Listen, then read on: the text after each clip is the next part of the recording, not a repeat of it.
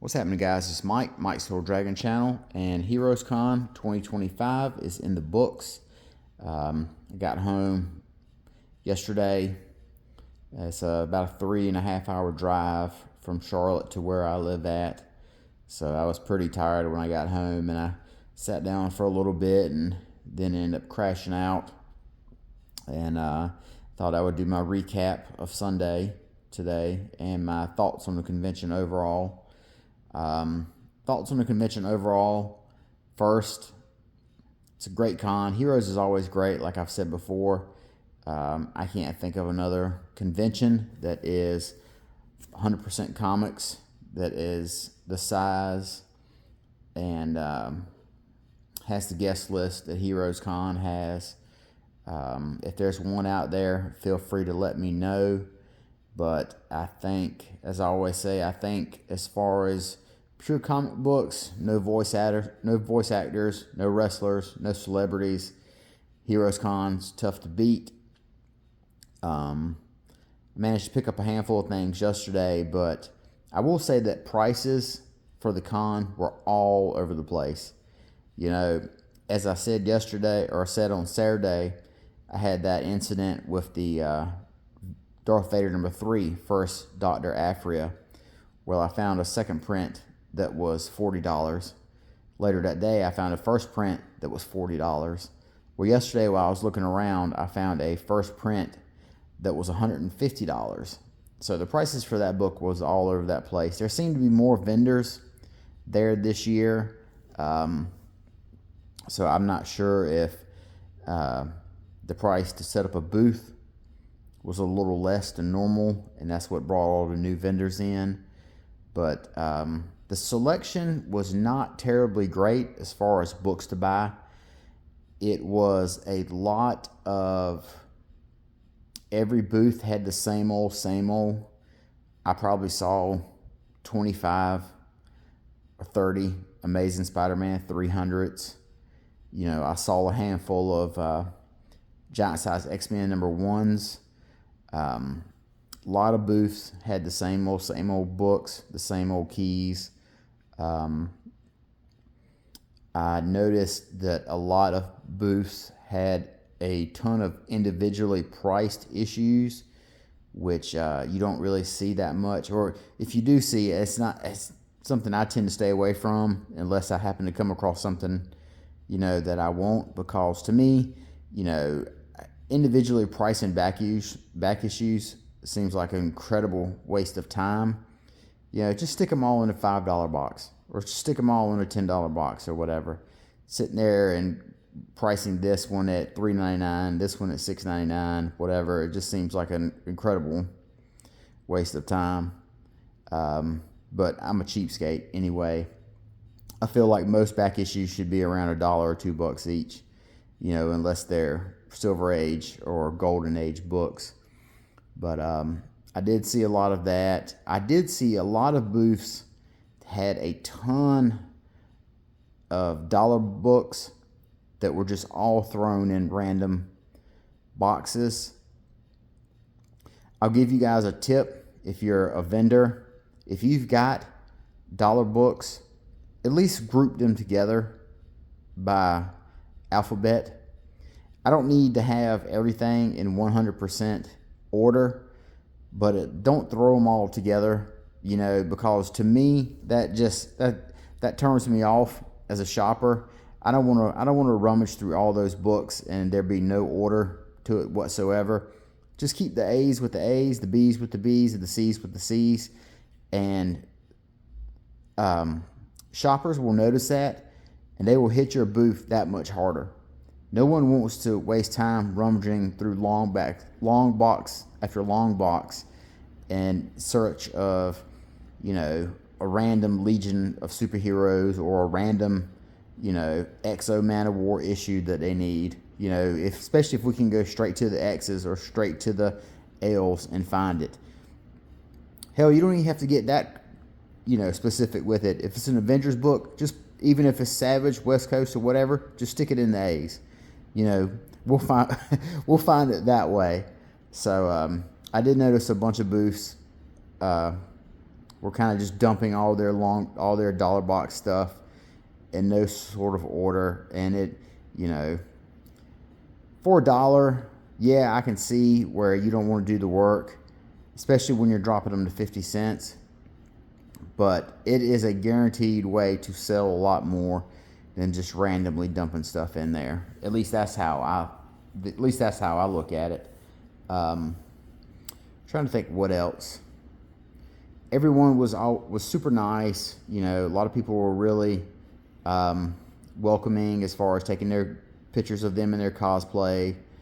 You know, no nightmare situations where you hear about fans overran a table trying to get a specific variant, or overran a table trying to get you know, someone's signature or what have you. Everyone really acted like they had some sense. You know, I think maybe part of that is you don't normally have the booth variants at Heroescon that you have at other shows.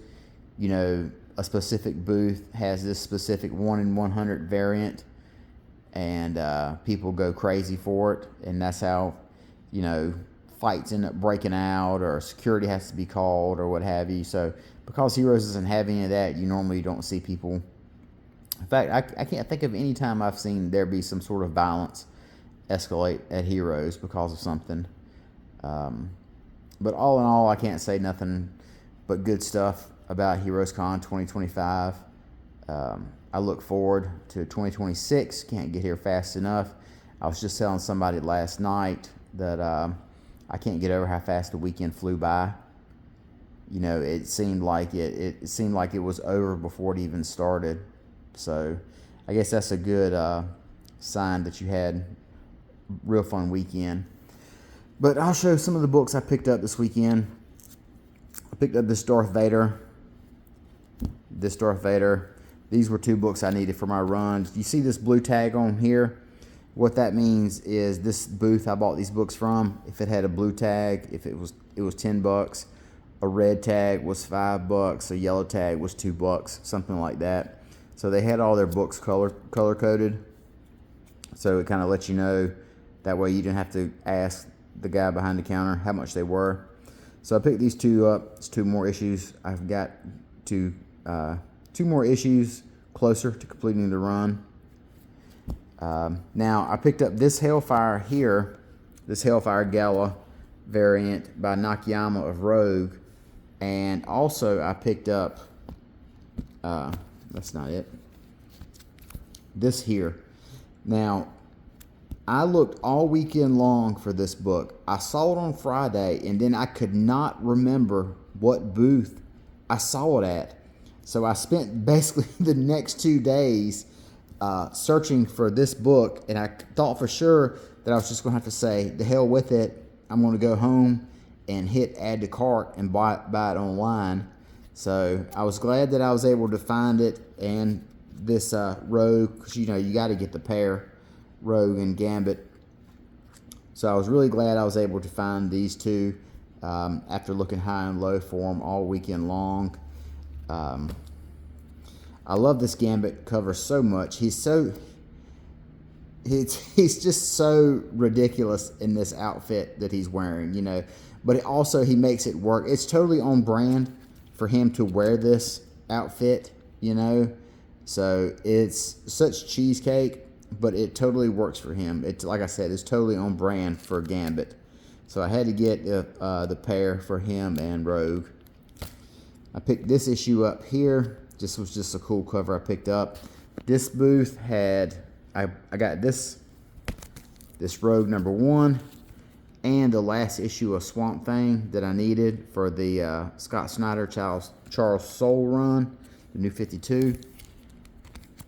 They had these 3 for $10, or they were individually priced, so that's not bad. And like I said, this is just a really cool cover of the Dennyverse, Batman and Superman. And then Mike Ringo, Rogue. You know, this is another cool cover. And like I said, I needed this one. Here's another issue. I picked this up out of the $2 box, and it's a Tim Sale Spider-Man swinging, and then you've got Gwen and MJ in the background. And then some more Legion that I needed to work on my run of Legion of Superheroes and Legionnaires. And then the last book here, this is a Raphael #1. This is the first Casey Jones. I found this book. It was the best deal I got of the weekend.